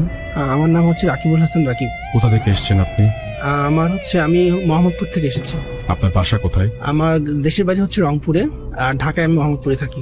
আপনি যে ঘটনাটা বলবেন, একটু আগে আমাদের বলছিলেন, খুব চমৎকার লাগছিল শুনতে। এই ঘটনাটা আসলে কোথাকার ঘটনা? এটা হচ্ছে বিজয় সরণিতে, আপনার হচ্ছে যে ওকে, বিজয় সরণি আর চীন মন্ত্রী সম্মেলনের হচ্ছে পাশাপাশি, মানে ওখানে আমার একটা ঘটনা ঘটেছে আমার। আচ্ছা, আপনি এখানে কি এই ঘটনাটি কি আপনার নিজের সাথেই ঘটেছে নাকি অন্য কারোর সাথে? না, এটা আমার নিজের সাথে ঘটেছে। এটা 2016 সালের শেষের দিকে আমার সাথে ঘটেছে, তখন আমি নতুন ঢাকায় আসি। আচ্ছা, ঠিক আছে, কি ঘটনা একটু যদি বলতেন আমাদের। আচ্ছা, ঘটনাটা হচ্ছে এরকম, সেটা হচ্ছে ওই দিন অনেক জ্যাম ছিল, মানে মহাখালীতে অনেক জ্যাম থাকার জন্য আমি বাস থেকে নেমে গিয়ে আমি হচ্ছে হেডফোন কানে দিয়ে আমি ভাবলাম যে যেহেতু বাসে অনেক জ্যাম, তো গান শোনার পাশাপাশি আমি হচ্ছে আমার বাসায় চলে যাই। তখন আমি ছিলাম হচ্ছে শ্যামলীতে আমার বাসা ছিল। তো আমি যখন বিজয় সরণির রাস্তাটা যখন ক্রস করার পর ওটার পাশে হচ্ছে ওই জায়গার মধ্যে একটা মেয়ে আমাকে দেখে হাসতেছিল। মেয়েটা হচ্ছে সাদা জামা পরা ছিল। আমি মনে করেছি যে আসলে এখানে তো থাকে, প্রায় তো ওদিক দিয়ে যাই, আমি অত কেয়ার না করে আমি আমার মতো হচ্ছে হেঁটে যাচ্ছিলাম। তো হঠাৎ করে দেখি যে বিজয় সরণি আমি যখন পার হওয়ার পর যে রাস্তাটা হচ্ছে আপনার যেখানে মেলা হয়, তো ওই রাস্তার আগে কিন্তু একটা গাছ আছে। ওই গাছের মধ্যে আমি দেখি যে ওই সেম মেয়েটাই, মানে সাদা জামা পরা ছিল, আমাকে দেখে হচ্ছে ও হাসতেছে অনেক। তো আমি এটা দেখে প্রচন্ড ভয় পেয়ে যাই। তো আরেকটা জিনিস আমি এটা দেখে অবাক হয়েছি সেটা হচ্ছে ওই রোডটা সবসময় হচ্ছে অনেক বিজি থাকে। তো হুট করে আমি দেখি যে রাস্তায় কোনো গাড়ি বা মানুষজন কিছু নেই। তো আমি যখন খুব ভয় পেয়ে যাই, আমি রাস্তা যখন পার হতে যাই তখন অনেক জোরে একটা গাড়ির শব্দে আমি রাস্তায় পড়ে যাই। তো পড়ে গিয়ে যখন দেখি যে রাস্তা দিয়ে একটা মানে গাড়ি আসছিল এবং আমাকে দেখে অনেক জোরে ব্রেক ধরছিল। তো উনি আমাকে বললো যে এরকম তুমি তো দেখতেছো যে আমি সামনে আমি আসতেছি, তা তুমি রাস্তাটা পার হচ্ছিলে কেন? তা আমি আসলে ওনাকে ওইভাবে কিছু বলতে পারতেছিলাম না, কারণ আমি খুব ভয়ে ছিলাম। তো আমি যাই হোক ওভাবে আমি যখন সামনে যাই দেখি যে সেম ওই মেয়েটা হচ্ছে আমার দিকে দেখে অনেক হাসতেছে এবং ও সাদা জামা পরে আছে। তো আমি এমন ভয় পেয়ে যাই যে আমি ওখানে রাস্তার মধ্যে বসে যাই। তো কিছুক্ষণ পর দেখি যে একটা লোক আসতেছে। তো আমি ওই লোকটাকে বললাম যে আমার শরীরটা অনেক খারাপ লাগতেছে, আমাকে একটু কাইন্ডলি হচ্ছে সামনের দিকে নিয়ে যান। তো আমি আমার বন্ধু বান্ধবদেরকে ফোন দিই। বন্ধুদেরকে ফোন দেওয়ার পর ওদেরকে বলি যে আমাকে এসে যেন নিয়ে যায়। তো আমাকে যখন ওরা এসে নিয়ে গেছে, আমি বাসায় গিয়ে পরে সেন্সলেস হয়ে যাই। পরে আমার বন্ধুরা আমার দেখাশোনা করে আমাকে হচ্ছে মানে ভালো করে তোলে। এটাই ছিল আমার ঘটনা। এই যে ভয় পেলেন, এই ভয়টা কেন পেয়েছিলেন আসলে, মানে কি কারণে আপনার এই ভয়টা লাগলো? ভয়টা লেগেছিল হচ্ছে ভাইয়া, কারণ ওখানে আমি যখন প্রথমে দেখেছিলাম মেয়েটাকে, আমি ভেবেছিলাম যে নেচার আসলে ওই জায়গায় এমনি অনেক মেয়ে থাকে, কিন্তু আমি মেইনলি ভয় পেয়েছিলাম যখন ওই সেম মেয়েটাকে আমি গাছের উপর হচ্ছে দাঁড়িয়ে থাকা দেখি। সেটা আপনার কাছে অস্বাভাবিক? হ্যাঁ, এটা আমার তো অস্বাভাবিক লাগে। আরো অস্বাভাবিক লাগে হচ্ছে বিজয় শনি রাস্তাটা সবসময় হচ্ছে অনেক গ্যাদারিং থাকে, কিন্তু মানে আমি দেখতেছি কোনো গাড়ি নেই। বাট আমি যখন রাস্তা পার হইতে যাই তখন দেখি যে একটা মানে গাড়ি হচ্ছে, মানে গাড়ির শব্দে আমি হচ্ছে ভয় পড়ে যাই। মানে আমি কোনো গাড়ি বা মানুষ কিছু দেখতেছিলাম না রাস্তা দিয়ে ওই সময়টা। ওকে, থ্যাংক ইউ সো মাচ। আপনার ঘটনা শেয়ার করার জন্য আপনাকে অনেক ধন্যবাদ। আশা করছি যে এই ঘটনাটা যেমনই হোক না কেন, আপনারা যদি ওই রাস্তা দিয়ে কেউ যান, আপনাদের হয়তো ওই সময়ে এই ঘটনাটা মাথায় কিছুটা হলেও আসবে এবং আপনিও হয়তো নিজের অগোচরেই ওই রকম মানুষটিকে খুঁজে বেড়াবেন, যেই মানুষটিকে আসলে আমাদের এই মডারেটর দেখেছিলেন এবং তিনি যে মানুষটির সাথে তার দেখা হওয়ার ফলে তার জ্ঞান হারিয়েছিলেন, প্রচন্ড ভয় পেয়েছিলেন এবং তাকে আবার সুস্থ করতে হয়। সেই মানুষের সাথে যে কোনো একদিন হয়তো আপনাদেরও দেখা হয়ে যেতে পারে এবং দেখা হলে প্রথম যে কাজটা করবেন আমাদের জানাবেন। আমাদের ইমেল অ্যাড্রেস হচ্ছে russell.booth.com@gmail.com। পাঠিয়ে দিন আপনার ঘটনা, আমরা আছি আপনার সাথে। আমরা চলে যাব আমাদের পরবর্তী ঘটনায়। Welcome back. আরও একবার আপনাদের সবাইকে স্বাগত জানাচ্ছি আমি রাসেল, এবং আপনারা নিশ্চয়ই জানেন, তারপরেও আরেকবার বলি যে আমাদের ইমেল অ্যাড্রেস হচ্ছে russell.booth.com@gmail.com। আপনার নাম, ঠিকানা এবং ফোন নাম্বার সহ আপনার জীবনে ঘটে যাওয়া বা আপনার জানা সেরা ঘটনা লিখে পাঠান আমাদের কাছে। ঘটনার শুরুতে অবশ্যই উল্লেখ করুন যে ঘটনাটি আপনি স্টুডিওতে এসে শেয়ার করতে চান, নাকি আপনি চান আপনার ঘটনা আমরা পড়ে শোনাই। যারা দেশের বাইরে রয়েছেন তারা সরাসরি অডিও ক্লিপ পাঠাতে পারেন বা লিখেও পাঠাতে পারেন ঘটনাটি, এটা কমপ্লিটলি আপনার ব্যাপার। আপনারা সবাই আমাদের হয়তো কুমিল্লার যে হন্টেড প্লেসের যে লাইভটা সেটা দেখেছিলেন এবং আমাদের মডারেটরদের মধ্যে একজন সেটা করেছিলেন, তিনি হচ্ছেন রিফাত, এবং সেই রিফাত আজকে আমার সঙ্গে এই মুহূর্তে আছে এবং রিফাতের একটা ঘটনাও আছে যে ঘটনাটা সে শেয়ার করতে চায়। দেখি সেই ঘটনাটি সেই কুমিল্লা রিলেটেড নাকি অন্য কোনো জায়গার, আমরা সেটা তার কাছ থেকে জানবো। এবং রিফাত আসলে বলছিলেন যে ওর বাসায় ও শুধুমাত্র একা বিশ্বাস করে এগুলো, আর বাবা মাকেও বিশ্বাস করেন? আচ্ছা, আর কেউ বিশ্বাস করেন না। তো বাবা মাকেও বিশ্বাস করেন না, শুধু রিফাত একা বিশ্বাস করেন। তো রিফাতের আজকে যে ঘটনা, সেই ঘটনাটা কি নিয়ে বা কি বিষয়ে শুনবো আমরা? আসসালামু আলাইকুম লিসেনার্স, আমি রিফাত আছি আপনাদের সাথে, mood.com এর মডারেটর। তো আমার ঘটনাটা হচ্ছে সিলেটে হয়েছিল, যেটা আমার ফ্রেন্ডরা মিলে আমরা সবাই গত বছরে সিলেট ট্যুরে গিয়েছিলাম। সিলেট ট্যুরে যাওয়ার পরে আমরা ওখানে ফার্স্ট 3 days আমরা থাকি।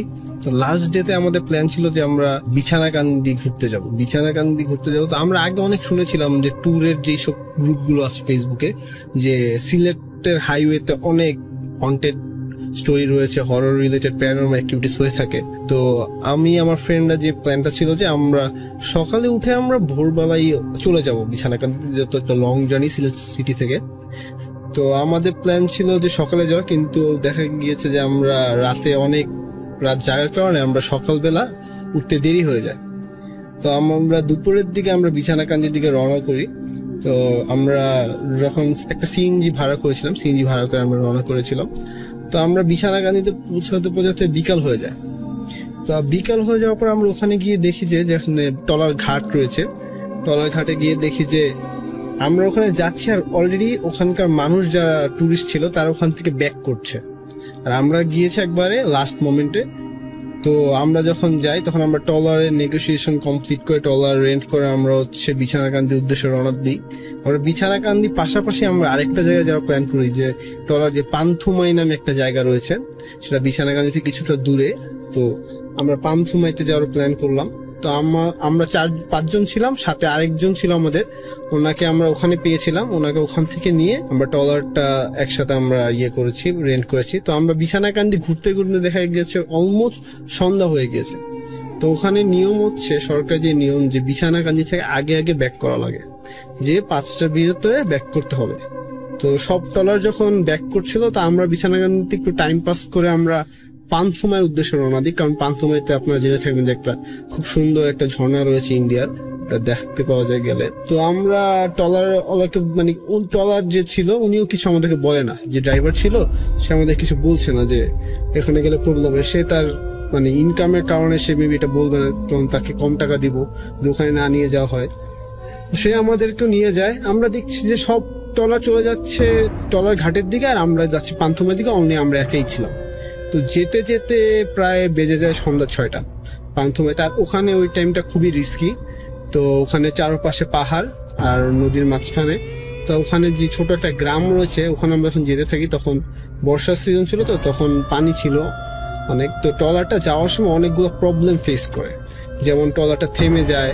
তো আমরা যেতে যখন সন্ধ্যা হয়ে যায় তখন ট্রলারও বলো যে ভাইয়া আপনারা একটু তাড়াতাড়ি করে ওখানটা ঘুরে এসে পড়েন, তারপর আমরা চলে যেতে হবে। আমরা যেতে যেতে ওখানে অনেক সন্ধ্যা, রাত প্রায় হয়ে যায়, 7টা বেজে যায় পান্থুমাই থেকে। তো খুবই রিস্কি একটা প্লেস। তো আমরা যখন ব্যাক করছি তখন দেখছি যে ট্রলারের অবস্থা খুবই খারাপ।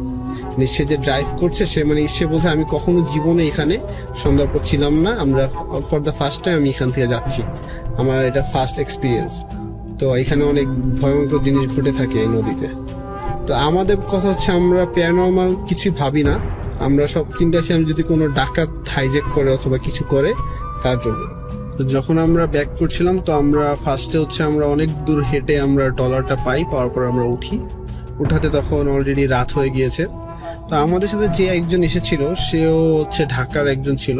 তো উনি একটু সিনিয়র ছিল। তো উনি আমাদেরকে বললো যে সমস্যা নাই, আমরা আস্তে আস্তে সবাই দোয়া করতে করতে আমরা ইনশাল্লাহ চলে যাব। প্রায় 1 ঘন্টার জার্নি ট্রলারের।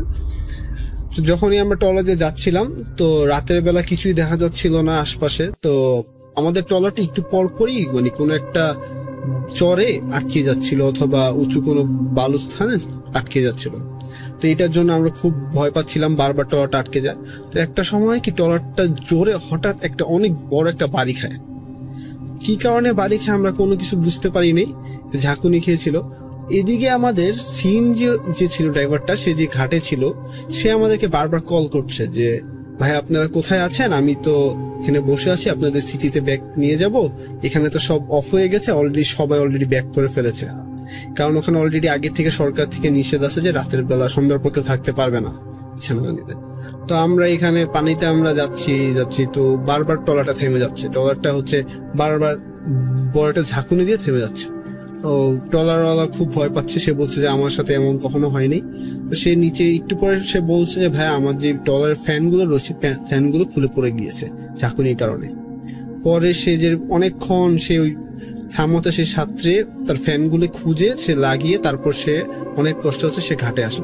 তো আমরা ঘাটে আসার পর সিএনজি ওর সাথে দেখা হয়। তো আমরা একটু রিল্যাক্স হলাম যে যাক এখন আমরা যেহেতু ঘাটে এসে বসে আমরা ইজিলি সিএনজি দিয়ে আমরা সিলেটে চলে যেতে পারবো। তা আমরা সবাই একটু ফ্রেশ হয়ে এখানে একটু দোকান খোলা ছিল, আমরা একটু স্ন্যাক্স খেয়ে আমরা সিএনজিতে উঠে পড়লাম সবাই। আমরা 5 জন ছিলাম। তো আমরা যখন সিলেট সিটির উদ্দেশ্যে রওনা দেই তখনই বিছানাকান্দি ওই ঘাটটা ক্রস করার পরে একটা ব্রিজ পড়ে। ব্রিজের পাশে অনেকগুলো বাঁশঝাড় রয়েছে, ব্রিজটা পুরো বাঁশঝাড় দিয়ে কভার করা সাইড 2 সাইড। তো আমরা যখন ওই সিএনজিটা বাঁশঝাড়ের উপরে উঠে বাঁশঝাড় থেকে নামার সময় আমাদের সিএনজিটা হঠাৎ অফ হয়ে যায়, আবারও সাডেনলি অফ হয়ে যায় সিএনজিটা।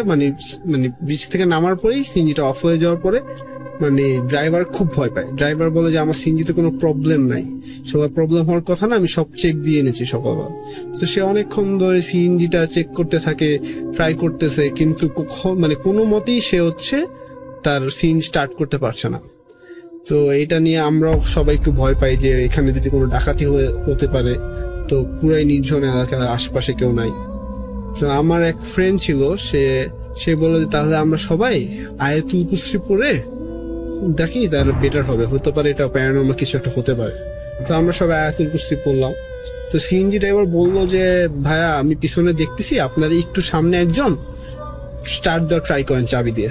আমি পিছনে চেক করতেছি ইঞ্জিন।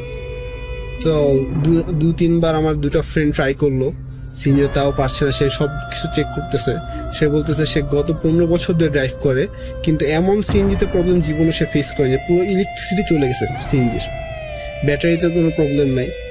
তো আমার যে ফ্রেন্ডটা ছিল বারবার দোয়া পড়তেছিল। তা আমি বললাম যে তাহলে আমি একবার ট্রাই করি, আপনি একটু পিছনে গিয়ে দেখেন। তা আমি বিসমিল্লাহ বলে যখনই চাবিটা ঘোরান দিলাম, দেখলাম সিএনজি স্টার্ট হয়ে গিয়েছে।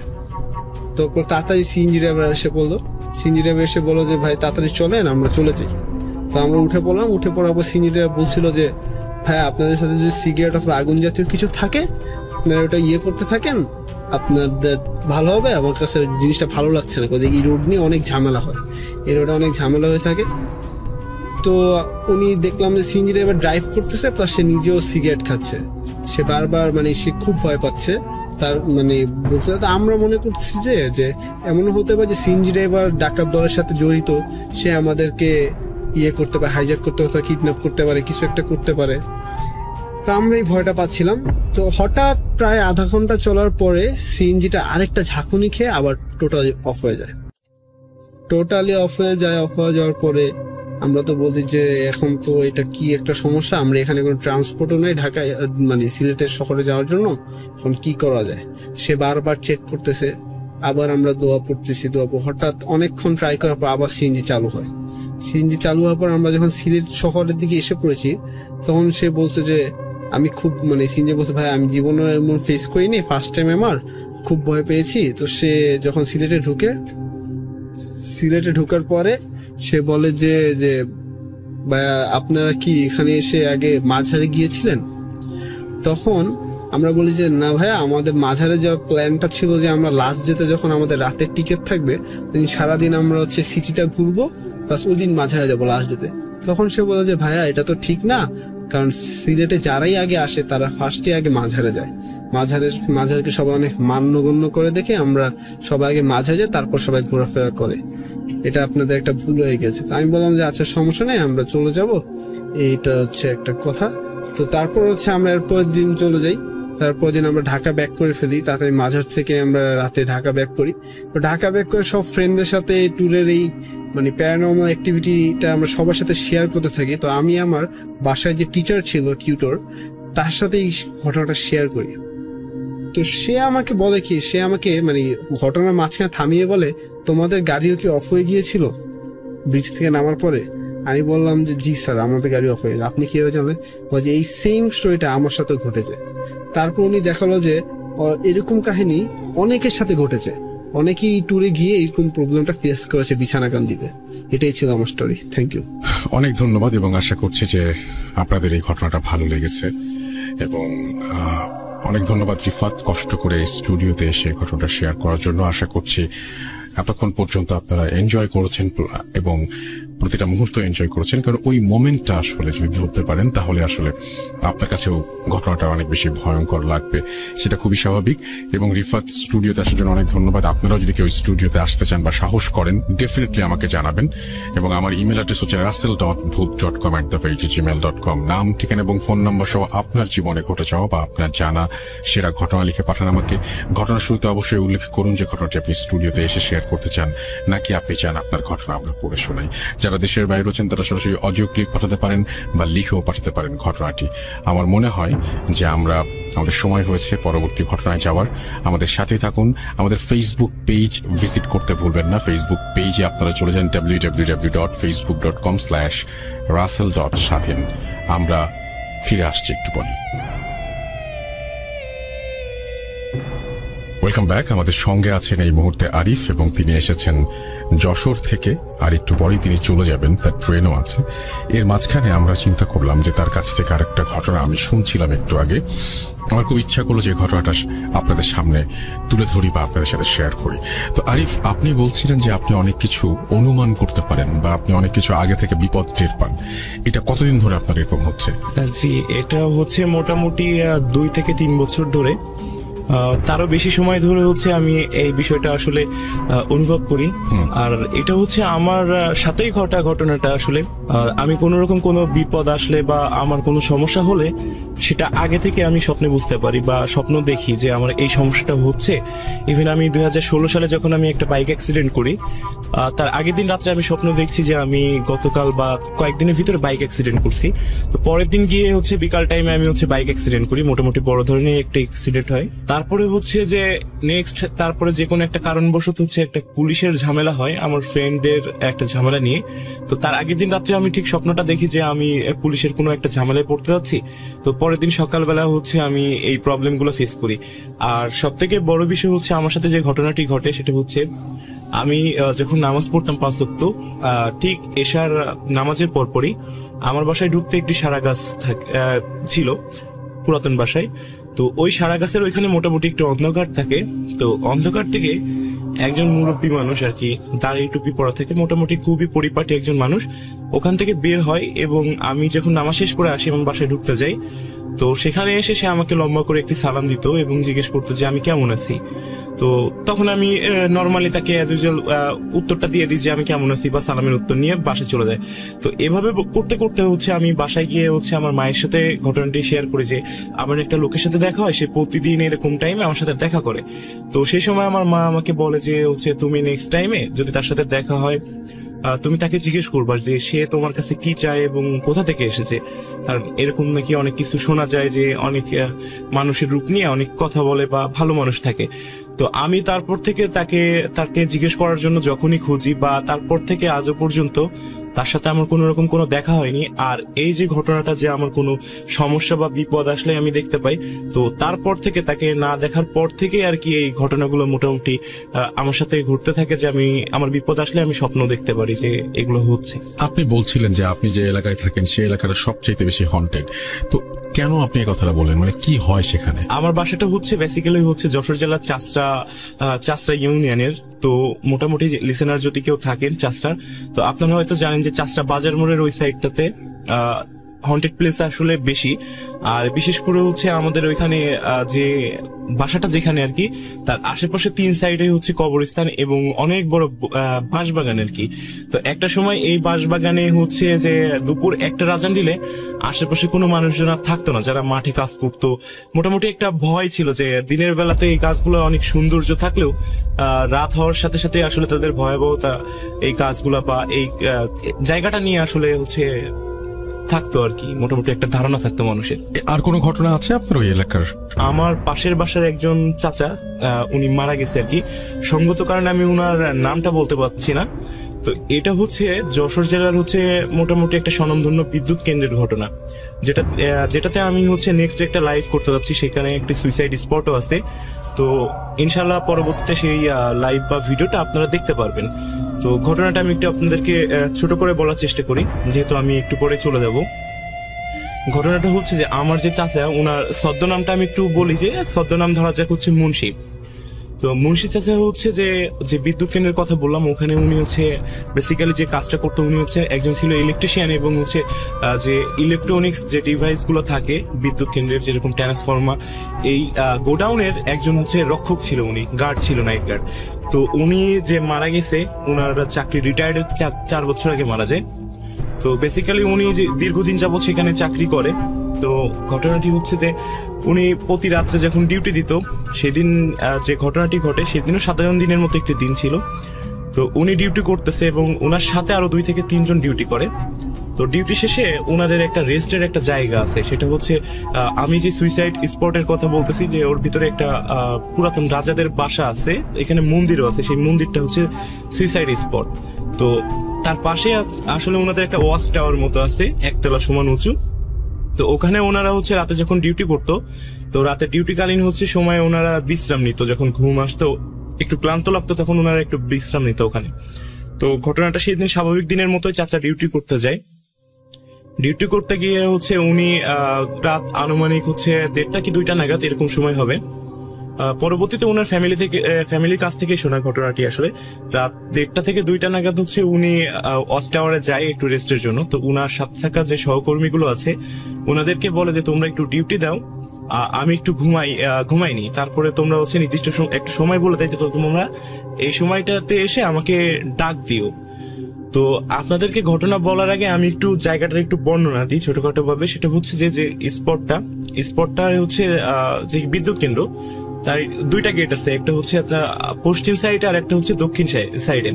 তো এই 2টা গেটের ডিস্টেন্স হচ্ছে 5 থেকে 7 মিনিট লাগে হেঁটে যেতে, এই মাথা থেকে ওই মাথা পর্যন্ত। তো তাদের হচ্ছে যে ডিউটিটা ছিল গোডাউনটা নিয়ে, প্লাস হচ্ছে যে তারা গেটের হচ্ছে পাহারা দিত। আর এই 2টা গেটে হচ্ছে দুইজন করে গার্ডম্যান থাকতো। তো এখন হচ্ছে চাচা বেসিক্যালি চলে যায় তাদের থেকে বিদায় নিয়ে, যে সে একটু রেস্ট নিবে, তার ক্লান্ত লাগছে। আর একটা কথা বলে রাখি, সেটা হচ্ছে যে চাচা, মুন্সি চাচা, উনি শারীরিক দিক থেকে অনেক স্ট্রং ছিল। ওনার বয়স আসলে বোঝা যেত না, তারপরে উনি শারীরিক গ্রোথও ভালো ছিল। ওনাকে আমি আমার দেখা মতে কখনো আমি ওনাকে অসুস্থ হতে দেখিনি, ইভেন জ্বর ঠান্ডা বা এরকম নর্মাল যে সিমটম গুলো এগুলো দেখিনি।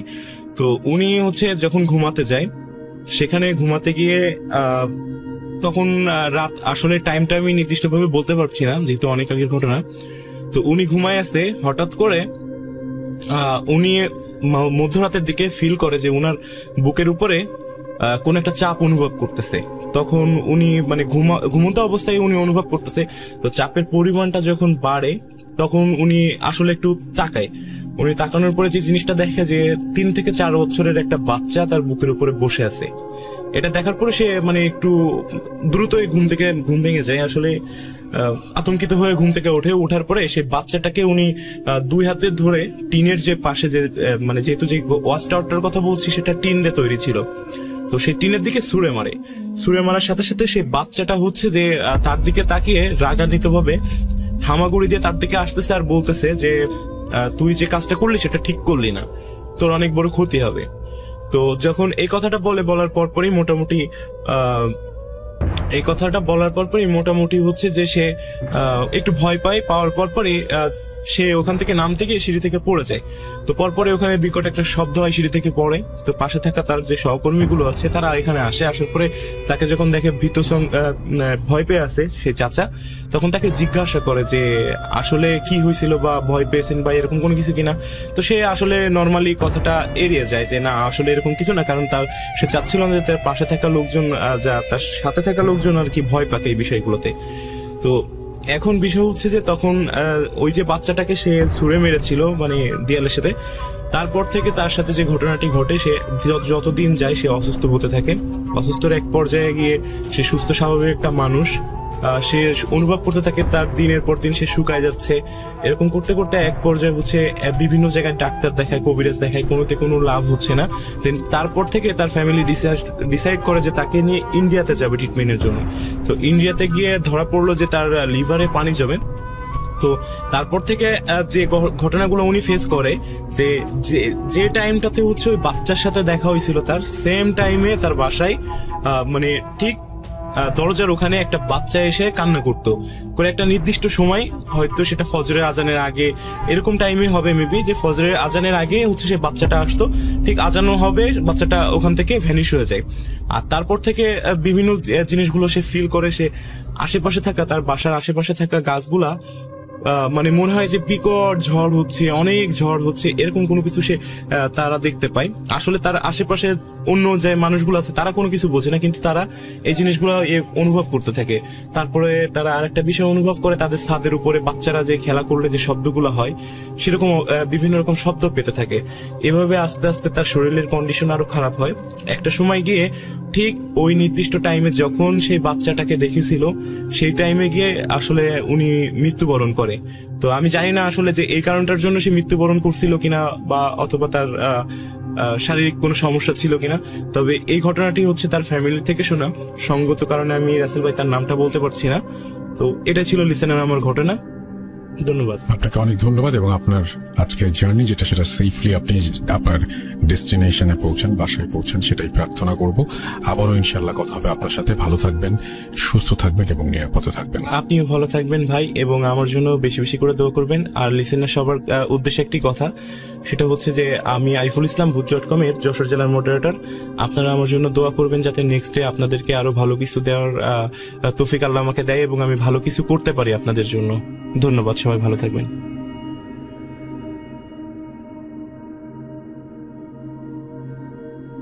Spirit, be here with me.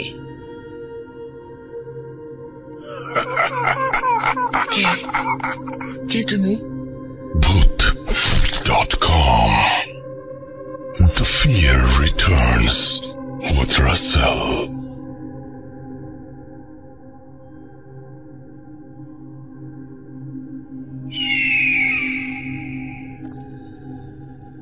Welcome back. আরো একবার আপনাদের সবাইকে স্বাগত জানাচ্ছি। আমি রাসেল। আশা করছি সবাই ভালো আছেন এবং ভালোর দলে আছেন। একটু জানিয়ে দিই যে কিভাবে আমাদের ইমেইল করবেন। আমাদের ইমেল অ্যাড্রেস হচ্ছে russell.bhoot.com@gmail.com। আপনার নাম, ঠিকানা এবং ফোন নাম্বার সহ আপনার জীবনে ঘটে যাওয়া বা আপনার জানা সেরা ঘটনা লিখে পাঠান আমাকে।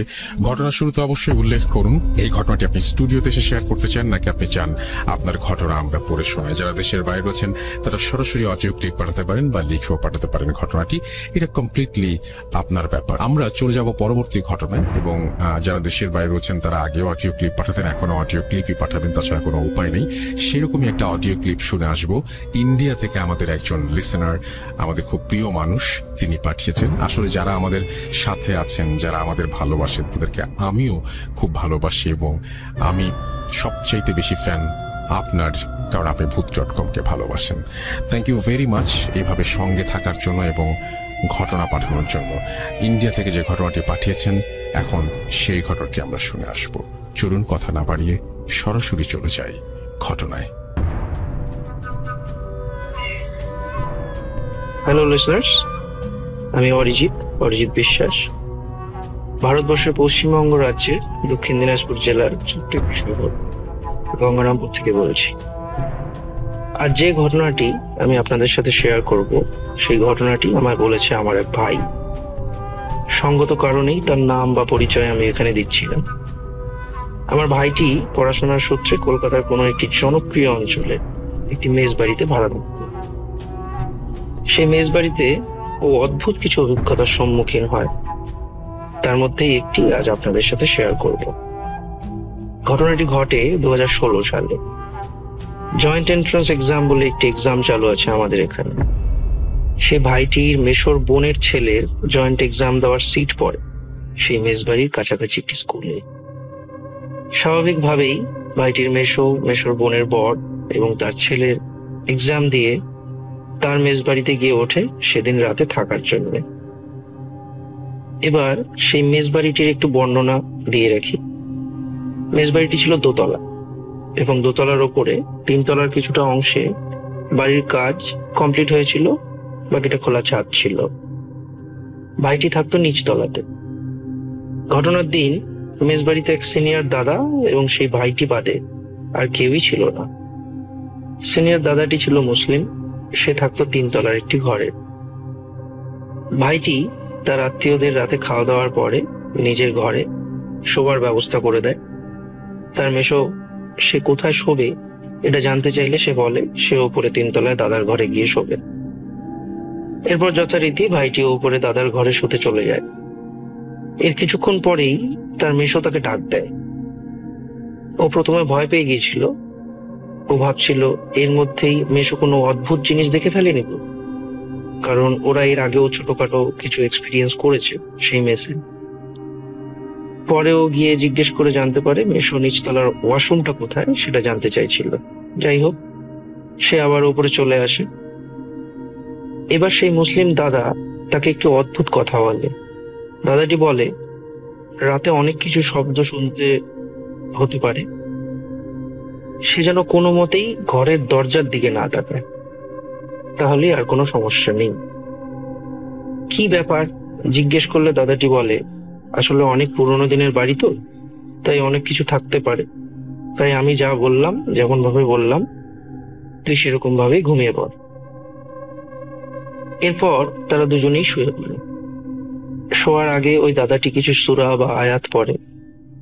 ভাইটি এটার কারণ জিজ্ঞেস করাতে দাদাটি বলে, এটা করলে এই আওয়াজ যতদূর যায় ততদূরের মধ্যে কোনো খারাপ কিছু থাকলে সে কাছে আসতে পারে না, তবে সেটা সাময়িক। এটাকে নাকি খাট বন্ধ করে দেওয়া বলে। আমি লিসনারদের কাছে এটার ব্যাপারে আরো জানতে চাইবো, তারা যদি জানাতে পারে। যাই হোক, তারা দুজনেই শুয়ে পড়ে। দাদাটি কিছুক্ষণের মধ্যেই ঘুমিয়েও পড়ে, কিন্তু ভাইটির ঘুম আসছিল না। একে নতুন জায়গা, নতুন বিছানা, আর তার উপরে ওই দাদার সেই সাবধান বাণী। এপাশ ওপাশ করতে থাকে বেশ কিছুক্ষণ। হঠাৎ সে ছাদে কারো হেঁটে যাওয়ার শব্দ পায়। কিছুক্ষণ পর শুনতে পায় কোনো বাচ্চার খিলখিল হাসির আওয়াজ, অথচ ওই পুরো মেজবাড়িতে কোনো বাচ্চার আসার কথাই নয়। আবার কখনো গ্যাসের সিলিন্ডার গড়িয়ে যাওয়ার শব্দ। যথারীতি সে ভয় পেয়ে যায় এবং দাদার বারণ করা সত্ত্বেও কয়েকবার দরজার দিকে তাকায়। বলে রাখা দরকার যে দরজাটি ছিল 2 পাল্লা। 2টো পাল্লা যেখানে মিলেছে সেখানে কিছুটা জায়গায় ফাঁকা ছিল, যার জন্য বাইরে থেকে খুব সহজেই ভেতরে দেখা যেত, বা ভেতর থেকেও বাইরের কিছুটা অংশ দেখা যেত। সে ভয় পেয়ে চাদর ভালো মতো গায়ে জড়িয়ে নেয়। আমরা এটা অনেক সময় করে থাকি, যে খুব ভয় লাগলে আমরা চাদর বা কম্বল যাই থাক সেটা একদম আষ্টে পৃষ্ঠে গায়ে জড়িয়ে ফেলি। এটা কিছুই না, একটা মানসিক শান্তি, সান্ত্বনা দেওয়া আর কি। যাই হোক, কিছু সময় কেটে যায়। তারপর হঠাৎ সে শুনতে পায় দরজায় কেউ চাপ দিয়ে দরজা খোলার চেষ্টা করলে যেমন আওয়াজ হয় সেরকম আওয়াজ আসছে। এবারও সে আগের মতো আগে পিছে না ভেবে ওই দাদার নিষেধ করা সত্ত্বেও দরজার দিকে তাকায়, এবং তাকাতেই সে যা দেখে তা দেখার জন্য সে একদমই প্রস্তুত ছিল না, এবং সে আঁতকে উঠে জ্ঞান হারায়।